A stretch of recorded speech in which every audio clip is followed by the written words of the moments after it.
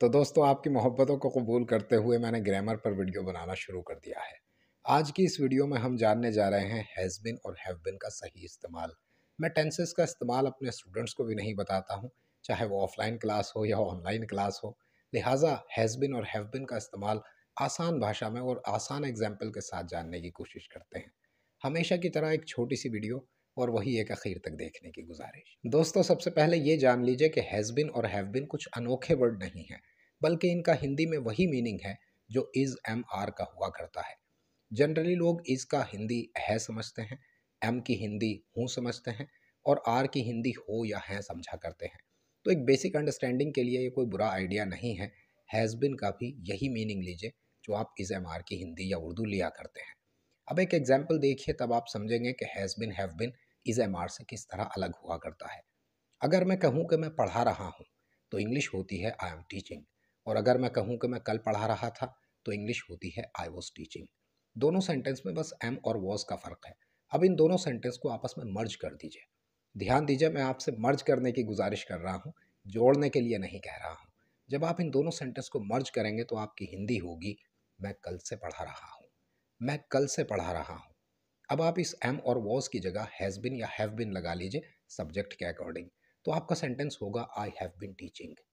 अब कल से के लिए आप सिंस यस्टरडे लगा लीजिएगा, तो सेंटेंस हो गया आई have been teaching since yesterday. तो इस तरह अगर आप देखें तो हैव बिन का वही मीनिंग निकला है जो एम का निकला है। बस फ़र्क ये है कि एम वाले सेंटेंस में टाइम का जिक्र नहीं है, उस स्टार्टिंग टाइम का जिक्र नहीं है कि बंदा कब से पढ़ा रहा है, जबकि हैव बिन वाले सेंटेंस में टाइम का जिक्र है कि बंदा कब से पढ़ा रहा है।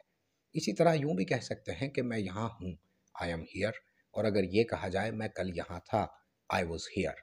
अब इन दोनों सेंटेंस को मर्ज कर दीजिएगा और एम और वॉज की जगह हैव बिन या has been according to subject लगा दीजिएगा, तो इस तरह हो जाएगा I have been here since yesterday, I have been here since yesterday. इसी सिलसिले को आगे बढ़ाते हुए एक एग्जाम्पल देखते हैं। कहते हैं कि वो आज खुश है, तो इंग्लिश होती है ही इज़ हैप्पी टुडे। आगे कह सकते हैं कि वो 3 दिन पहले खुश था, तब आप कहेंगे ही वॉज हैप्पी 3 days एगो, ही वॉज हैप्पी 3 days एगो। अब इन दोनों सेंटेंस को मर्ज कर दीजिए तो हिंदी होगी वो 3 दिन से खुश है, वो 3 दिन से खुश है।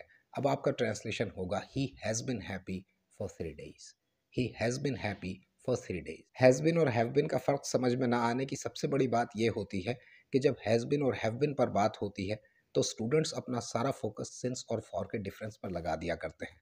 वो इज़ एम आर और हैज़ बिन हैव बिन के डिफरेंस की बात ही नहीं करते हैं, पूरी कोशिश करते हैं कि सिंस और फॉर का फ़र्क समझ में आ जाए। याद रखिए कि सिंस और फॉर की गलती एक छोटी गलती होती है, जबकि इज़ एम आर की जगह हैव बिन लगा देना या हैव बिन हैज़ बिन की जगह इज़ एम आर लगा देना एक बड़ी गलती होती है। लिहाजा पहली कोशिश होनी चाहिए कि हम बड़ी गलती से बचें। कुछ और एग्जाम्पल देख लेते हैं। जैसे कोई मुझसे कहे कि तुम कौन हो, तो मैं कहूँगा आई एम ए टीचर, और अगर कोई कहे कि तुम टीचर कब से हो, तो मैं कहूँगा आई have bin a teacher for 20 years, I have bin a teacher for 20 years। In sentences में भी वही बात है, हैव बिन की हिंदी ऑलमोस्ट नहीं बल्कि बिल्कुल वही है जो एम की है। बस फ़र्क यह है कि जब टाइम का जिक्र हो जाता है, जब स्टार्टिंग वाले टाइम का जिक्र हो जाता है, तब हम इज़ एम आर की जगह ना लगाकर हैव बिन या हैज़ बिन को लगा दिया करते हैं। इसी तरह यूं भी कहा जा सकता है कि हम दोस्त हैं, वी आर फ्रेंड्स। अगर कहा जाए कि हम बहुत पहले दोस्त थे, तो होगा we were friends long ago. अब इन दोनों को मिला दिया जाए तो हिंदी होगी हम एक लंबे ज़माने से दोस्त हैं। इंग्लिश होगी we have been friends for a long time, we have been friends for a long time. अब ये तो हुआ हैज़ बिन और हैव बिन का इस्तेमाल। कुछ वर्ब्स ऐसी भी होती हैं जिनके साथ हैव बिन या हैज़ बिन नहीं लगाया जाता है, बल्कि इस टाइम वाले पीरियड को प्रदर्शित करने के लिए, दिखाने के लिए सिर्फ हैज़ हैव के साथ थर्ड फॉर्म लगा दी जाती है। जैसे मैं किसी से यूं कहूं कि मैं तुम्हें जानता हूं, तो इंग्लिश होगी आई नो यू, और अगर मैं यूं कहूं कि मैं तुम्हें बचपन से जानता हूं, तो इंग्लिश होगी I have known you since your childhood, I have known you since your childhood. इस सेंटेंस में हैज़ हैव के साथ भी नहीं लगाना चाहिए, क्योंकि नो के साथ आईएनजी नहीं लगाई जाती है। लिहाजा सही सेंटेंस यही होगा I have known you since your childhood, मैं तुम्हें तुम्हारे बचपन से जानता हूँ, I have known you since your childhood. हाँ, हैज़ बिन हैव बिन का इस्तेमाल पैसिव टेंस में भी होता है।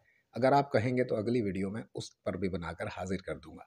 बहरहाल आज की ये वीडियो आपको कैसी लगी जानने का इंतज़ार करूंगा। कुछ और जानना चाहते हैं तो कमेंट बॉक्स का दरवाज़ा हमेशा की तरह आपके लिए खुला है।